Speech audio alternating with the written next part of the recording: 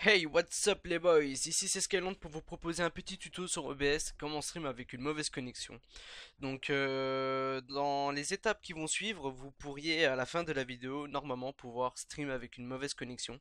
Donc c'est-à-dire une connexion qui part de 0,5 à 1.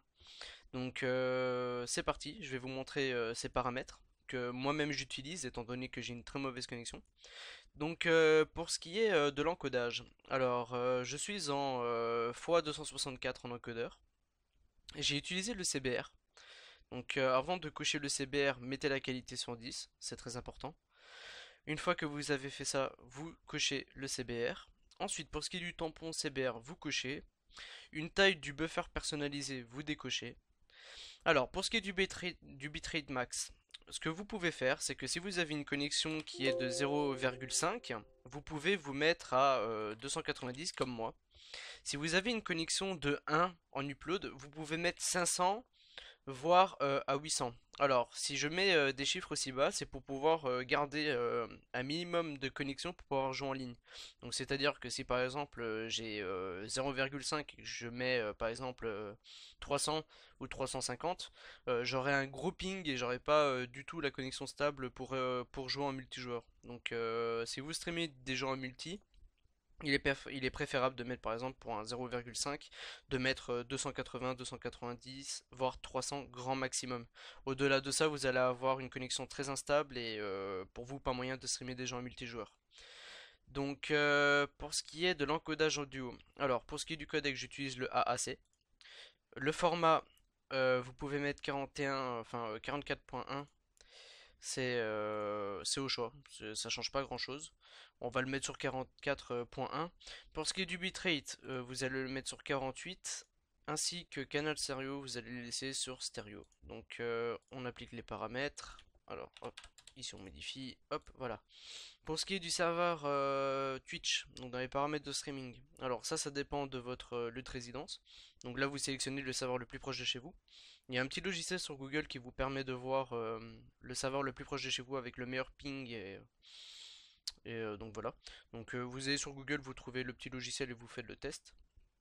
Pour ce qui est de la vidéo, alors j'utilise une résolution native 16 neuvième en 1080 et j'ai diminué la résolution en 2.0. Donc c'est très important de faire ça parce que si vous avez une mauvaise connexion, oubliez directement les résolutions telles que 720p. Ça sert strictement à rien, mis à part détruire encore plus la qualité du stream. Donc vous pouvez sélectionner entre 2 et 2,50. Moi je vous conseille de mettre 2,25, voire 2. Donc après ça, c'est à vous de voir. Pour ce qui est du filtre, j'utilise le filtre bilinéaire, donc en rapide.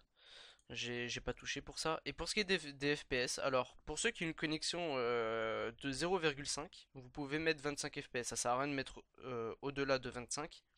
Sinon ça risque de détériorer la qualité du stream. Donc pour ceux qui ont une connexion de 1 d'upload, vous pouvez mettre 30 FPS, c'est pas un souci. Pour ce qui est l'option avancée, alors normalement dans général j'ai pas touché, donc vous aurez le truc de base. Si vous avez pas le truc de base, mettez comme moi. Ne touchez à rien dans général. Pour ce qui est de vidéo, alors pour ce qui est de la vidéo, alors en x264 CPU, vous pouvez mettre very fast. Après ça dépend de votre CPU. Si vous avez un i7 par exemple, vous pouvez mettre en faster ou fast, voire même medium. Ça dépend du i7 que vous avez, première génération ou dernière génération. Ça dépend de ce que vous avez. Moi je laisse en very fast même si j'ai un i7 première génération. Après, pour ce qui est des i5, laissant en very fast, je pourrais mettre un peu plus, mais bon, étant donné que j'ai pas la grosse config qui va avec, je préfère laisser en very fast pour avoir un maximum de stabilité.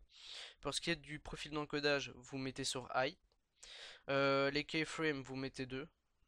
Tout ce qui va suivre, c'est le plus important. Donc, vous cochez utiliser CFR.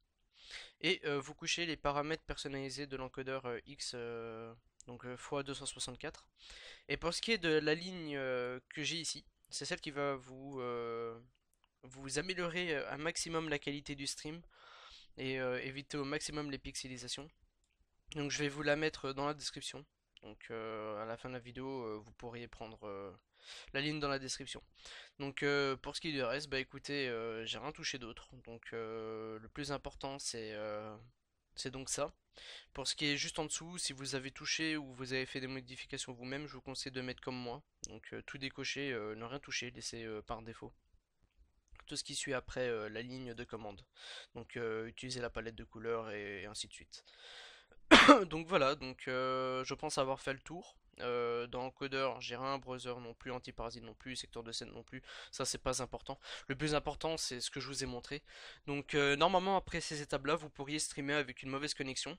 Donc je garantis pas que ça sera la qualité top, super propre, ça, il y aura des pixelisations, c'est tout à fait normal, étant donné que vous n'avez pas la connexion pour, mais ça sera tout à fait visible pour vos spectateurs qui vous regardent. Donc je sais que j'ai pu tester League of Legends et Minecraft, ça passait plutôt bien, c'était pas trop dégueulasse, c'était visible.